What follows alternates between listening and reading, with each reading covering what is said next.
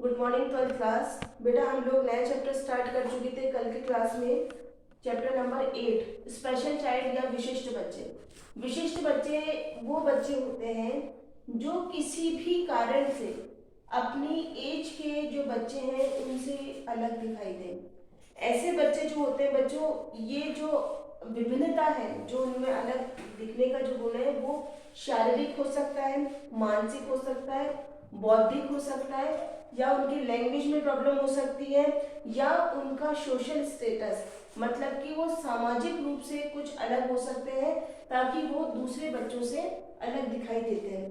तो बच्चों इसमें हम लोग आज फर्स्ट पॉइंट जो पढ़ेंगे वो है शारीरिक असक्षमता वाले बालक।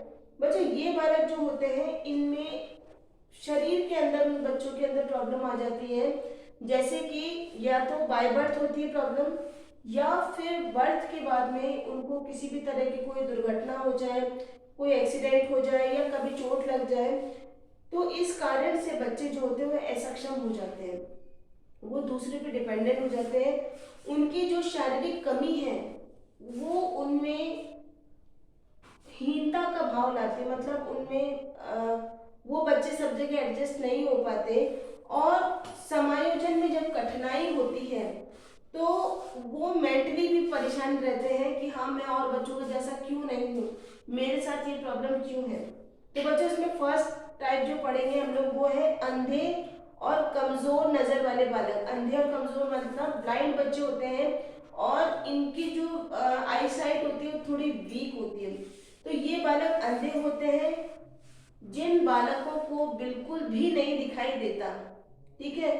ऐसे बालकों को स्कूल में ब्रेल लिपि, ब्रेल का जो होता है बच्चों, ब्रेल में क्या होता है ब्रेल लिपि में कि इसमें जो अक्षर होते हैं वो उभरे हुए होते हैं बुक के ऊपर, वो बच्चा उसको टच करके उनको पहचानता है। जैसे हम लोग देख करके पहचानते हैं कि क्या लिख रहा है बुक में, वैसे ही वो बच्चे उनको टच करके अपनी फीलिंग से फिर उसको समझ पाते हैं कि बुक में क्या लिख रहा है। तो ब्रेल लिपि जो होती है उससे पढ़ाया जाता है। इसमें उभरे हुए शब्द होते हैं, इन उभरे हुए शब्दों को बच्चा छू करके महसूस करके फिर पढ़ सकता है।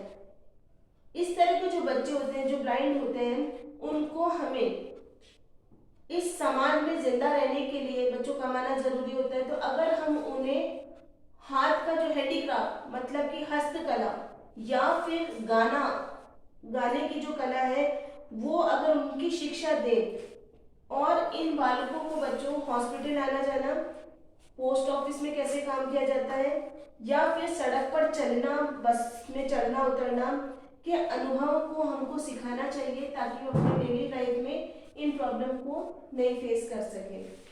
कमजोर नजर जिनकी होती है, जिनकी आई साइट थोड़ी वीक होती है, ऐसे बच्चों को चश्मे का यूज करना चाहिए।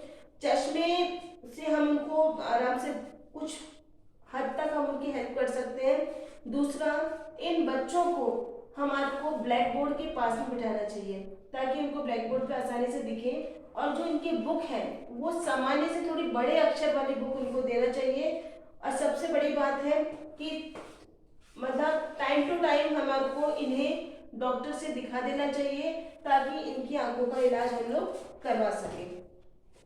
इसके बाद में बच्चों जो नेक्स्ट आ रहा है हमारा वो है मूक बधिर तथा कम सुनने वाले बालक। डीफ एंड डम्ब जिसे कहते हैं बच्चों, जो बोल नहीं सकते, सुन नहीं सकते, ऐसे बालकों को, ये वे बालक होते हैं जो बोलने और सुनने में असमर्थ होते हैं, ये अपना काम नहीं कर पाते। जो बालक बच्चों जन्म से ही बाय बर्थ ही बहरा है, सुन नहीं सकता, ठीक है, तो ये बालक कभी भी बोल नहीं सकता। बच्चों आप सोचो, आपको बचपन में बोलना सिखाया जाता है, कैसे बात की जाती है, मम्मी कैसे बोलते, पापा कैसे बोलते, ये सब चीजें हम आपको सिखाते हैं, बच्चों को सिखाते हैं, तो बच्चा सुनता है फिर बोलता है। लेकिन अगर किसी की सुनने की शक्ति ही नहीं है, अगर वो सुन ही नहीं पा रहा तो बोलेगा कैसे। इनको एक्चुअली में इनकी जो सेंसेस है उनका पूरी तरह से डेवलपमेंट नहीं हो पाता। जो बालक बोलना सीखने के बाद, जिनको बोलना आ गया और उसके सीखने के बाद बाई चांस किसी कारण से वो अपनी सुनने की शक्ति को खो देते हैं, नहीं सुन पाते, तो ऐसे बालक जो होते हैं वो बोल तो लेते हैं लेकिन सुन नहीं पाते। मूक बधिर जो बच्चे होते हैं उनको बच्चों इनके लिए स्पेशल स्कूल होते हैं, ये नॉर्मल स्कूल में नहीं पढ़ सकते, इनके लिए स्पेशल स्कूल होते हैं जहाँ पर उनको लिप्स रीडिंग या ओष्ठ पठन, वो होठों को देख करके बताते हैं कि हम क्या बोल रहे हैं, तो उस तरह की शिक्षा दी जाती है वहाँ पर। और इन बच्चों को साइन लैंग्वेज मतलब वो हाथों से अपनी साइन लैंग्वेज से कुछ बात मतलब उनको सिखाया जाता है, वो उसी को यूज करके आपस में कन्वर्सेशन करते हैं, बातचीत करते हैं। और इन बच्चों को हमारे को इस बात का ध्यान रखना चाहिए कि हम इनको जो हाथ का हुनर है वो ज़्यादा से ज़्यादा हमें सिखाएं, और उनको छोटे मोटे जो काम धंधे हैं, क्योंकि इनका दिमाग सही चलता है, सब कुछ सही है, सिर्फ ये बोल नहीं पा रहे, सुन नहीं पा रहे, देख सकते हैं सब कुछ है, तो इस तरह के उद्योग धंधे की शिक्षा हमारे को इनको देनी चाहिए। नेक्स्ट जो आ रहा है बच्चों वो है अपंग बालक।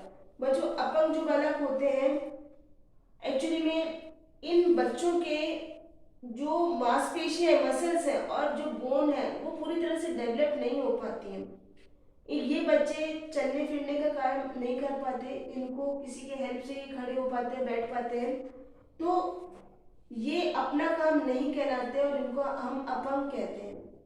ठीक है, तो मतलब इनके जो बॉडी में जो प्रॉब्लम होती है उसके कारण हम ये अपना मतलब प्रॉपर अपने शरीर का यूज नहीं कर पाते, शरीर का इस्तेमाल नहीं कर पाते हैं। ऐसे बालकों के लिए बच्चों आजकल कृत्रिम हाथ पैर मतलब कि सिंथेटिक जो अपना एसएमएस हॉस्पिटल है वहां पर सबसे अच्छा मतलब नकली हाथ पैर जो बनाए जाते हैं उनसे उनका मदद ले सकते हैं। व्हील चेयर अगर चलने में दिक्कत है तो व्हील चेयर का यूज कर सकते हैं, और अधिक प्रॉब्लम है तो ऐसे बालकों को ऐसी शिक्षा देनी चाहिए जिसमें कि उनकी बॉडी उनको डिस्टर्ब ना करे। ठीक है, उन सब चीजों का ध्यान रखना चाहिए। साथ में इस बात का ध्यान रखना चाहिए कि जो जिनमें ये प्रॉब्लम कम है उन बच्चों को हम लोग एक्सरसाइज खेलकूद आदि के द्वारा हम लोग उसको सामान्य बना सकते हैं। तो बच्चों आज की क्लास में हम लोग इतना ही करेंगे, नेक्स्ट क्लास में हम लोग इसके आगे का पढ़ेंगे। Thank you.